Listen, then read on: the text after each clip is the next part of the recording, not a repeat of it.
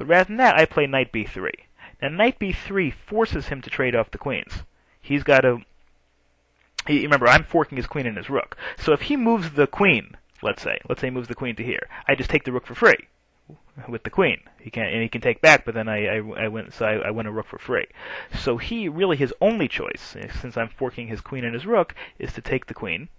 Then I take the queen, knight takes d2, and this rook now has to move. So again, I've gained another tempo over here. He plays rook c2 to try to threaten my knight. I play rook e2 to get it, it's protected by the pawn. Rook e2 to protect this pawn, because again, this pawn is hanging over here. So now I took it.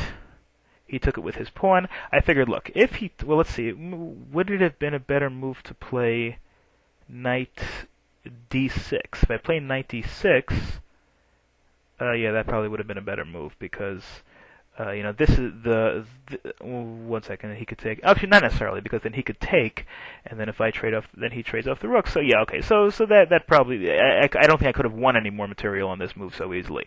If I play knight d6, he takes, then I take with the rook, he takes with the knight, I take back with the pawn. I've got two isolated pawns over here and over here, so that might not have been the best idea for me. So I trade off the pawns. I figure if he takes it with the rook, then I just trade off the rooks, which I'm happy to do at this point in the game with the fact that I'm up, because of the fact that I'm up 2 pawns. Plus he isolates a d pawn, and if he doesn't take it with the rook, then he isolates the d pawn anyway, which is what he did. He plays the e pawn. I'm sorry. He plays f takes e4, and he is now has a really weak pawn over here in the middle. Now I played knight d6. Again. Let's see, is that the best move I could have done? Yeah, well, obviously threatening it. Then he, let's see, could he have played e4? E5. If he plays e5, well, look, if he plays e5, then I play knight c4, and then this pawn is pretty much trapped.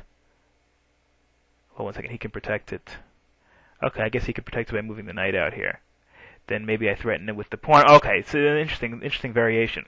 If he plays e5, then I play knight c4. Then he plays knight f3 to protect the pawns. Now the pawn's being twice attacked and twice defended, so I can't take it. But now, if I were to play f6, then this pawn would be lost, because he can't take it, because then I just take the rook. The rook would be hanging. The rook would no longer be protected by the knight, which would be back here. If he plays e6, well, then he would save it temporarily. I think it would fall eventually anyway. I mean, my king would move up and get it, and my knight would be able to trap it. His king is too far away to really protect it, so I think that pawn would fall eventually anyway. He made really pretty much a mistake over here. He plays knight b3, so I traded it off. Rook takes e4. He trades off the rooks. Knight takes e4. Rook takes e4. Knight takes e4. Now he plays knight a5. Again, that's a move that, for the time being, it threatens this pawn. Obviously, if this pawn moves, then he takes the other pawn. He's only down by 1 pawn. Or actually, I'm sorry, he's down by 3 pawns now altogether. Really, I mean, this game should be pretty much over. I'm up by 3 pawns in the end game. There's really no way he should be able to have a chance. He obviously wants to threaten, so I play knight c5 in order to. Really, this does a whole bunch of things. It really hems in his knight. His knight is now locked in. It protects this pawn, obviously. He can't take this pawn here because actually he can move here, so it's not. So it's the knight isn't hemmed in, but he really can't do anything. He plays g3. I obviously want to get my king involved. I want to chase that knight away so that I can make a pawn rush. He plays king f2, king e7. H4, really it's a desperation rush. He figures maybe he'll try to rush on the king side, maybe get his king down in here, try to catch lightning in a bottle and catch a miracle over here. I think this is, a very resignable position. If I were white over here, I'd probably pretty much resign anyway. I played f5. I don't want him to be able to, to expand too much. I don't want him to be able to play these pawns up without running into trouble. King e3, king d6. I still want to move over to the king side. He plays king f4. Now I played b6. That was a mistake over here. See, what he should have done is he should have played knight f3 check, knight c4 check, and then I would have had to move back here in order to protect this pawn. but he didn't. He played king g5. Now, one thing I was noticing over here, my time was running down over here, and I just, for a few seconds, I thought, uh-oh, did I make a mistake? Did I blow this game? He figures that, okay, go ahead, let me take the knight, and then he'll go here and clean out these pawns and go make a queen. Remember, it doesn't matter how many pawns you have, all you need is one queen. You make the queen first. In most circumstances, you're going to win the game. So, I played b takes a5, taking the knight.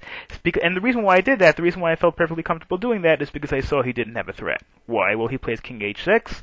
Well, do you see my best move? You see the move that really prevents him from getting anything done over here, and that, of course, is knight e4. This pawn is trapped. Can't do anything about this pawn. If he moves it up, the pawn takes it. If he doesn't, the knight takes it.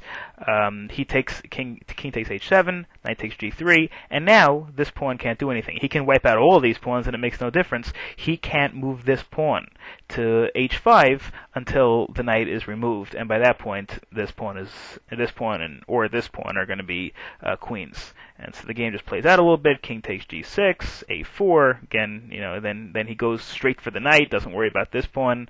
He realizes that he has to go for the knight. I just played a3, king f4, a2, and he takes the knight. But it doesn't matter because I'm able to queen. And then, of course, he just resigns the game.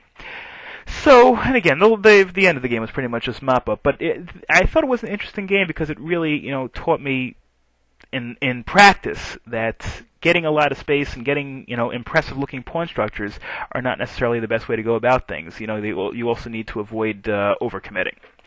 Okay, so thank you very much for watching, and if you have any comments, of course, please feel free to post them, and have a wonderful day.